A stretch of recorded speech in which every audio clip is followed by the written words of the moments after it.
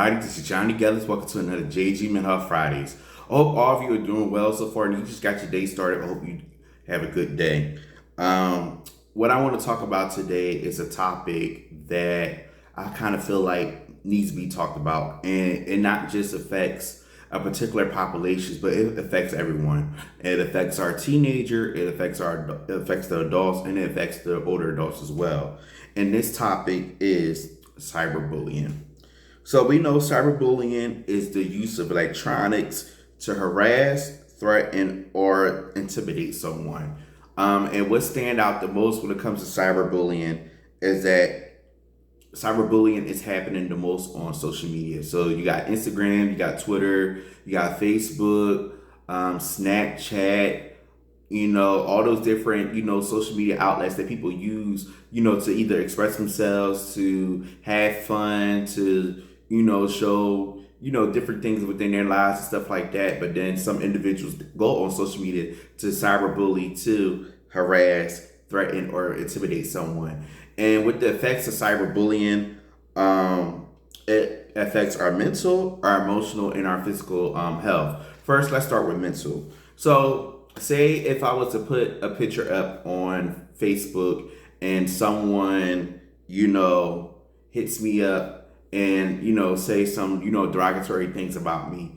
With that, it could affect my mental and have me thinking about who I am as an individual, think about why this person says some things to me, and think about, if other people think that same way about me and stuff. So even within that sense, when you think about certain things, it kind of brings it down to another level of having like thoughts about who you are as an individual, your self-esteem, your confidence, your self-worth.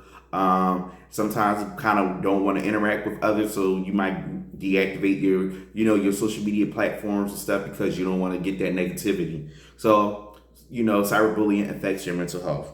With your emotional health, like I said, with in terms of the thoughts and stuff like that, when someone says mean and nasty things to you on Facebook, some people don't really have that tough skin, and that automatically gets them to get angry, shut down, cry, and all those different emotions that happens when we get harassed, teased, or threatened based on what we do on social media.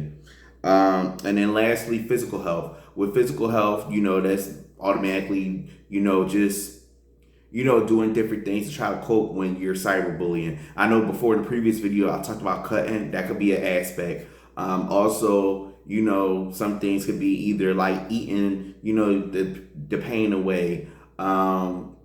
Doing different things that could affect your physical health. So with cyberbullying affects our mental health, our emotional health, and our physical health. But the coping exercise I want to leave you with today when it comes to cyberbullying is to have a not your fault mentality. And what I mean when it says to have a not your fault mentality, I want you to say to yourself that it's not your fault on who you are. It's not your fault on what you post on social media.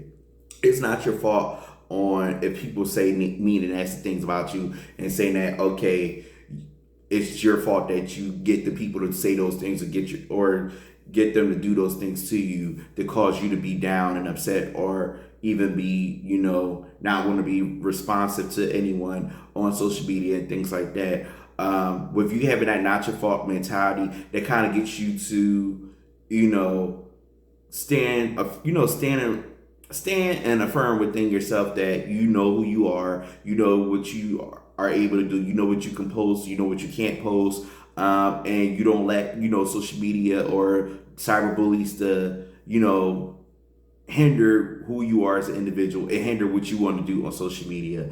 Like I said, cyberbullying is big on all different levels of individuals, but also when it comes to our teens, it kind of hinders them a lot because our teens use social media a lot.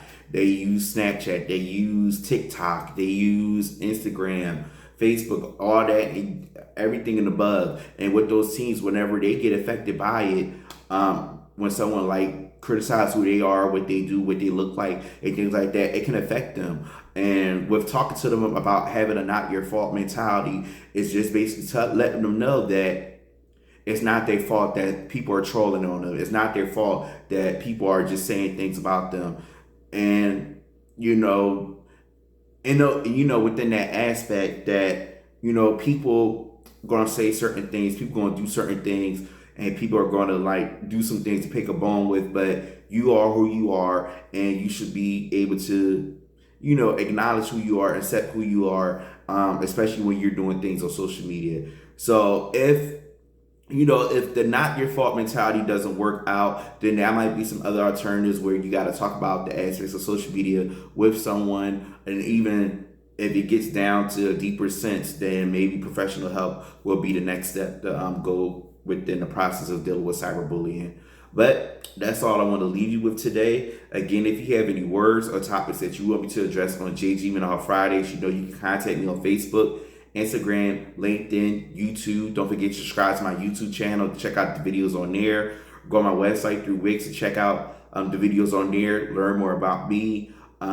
Listen to different podcast episodes I've been a part of. Check out the articles I did for Helpful Living Magazine and a way to connect with me for speaking engagements and other opportunities. Again, I do want to appreciate my frat brother Darian, my Neo Darian, my friend Alexis for having me, be a part of the REACH conference last weekend at West Virginia University just to speak about mental health and the importance of our well-being. I do want to shout out Jordan for a great opportunity that he bestowed upon me, and I'm looking forward to the finished products coming out from that.